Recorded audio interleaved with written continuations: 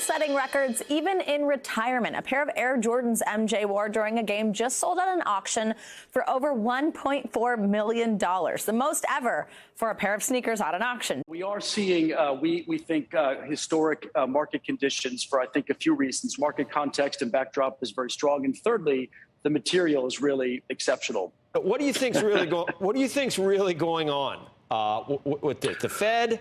I mean, this is unbelievable. It can't go on, can it? Are we setting ourselves up for a tulip mania event? The pandemic was good to billionaires. We said that. Good for a lot of wealthy people. Maybe not, assets get marked up as the Fed stays at zero. What else goes into the thinking for people that really have more money than they know what to do with in terms of art? I guess it goes up over time. Is it off balance sheet? What's going on in that regard?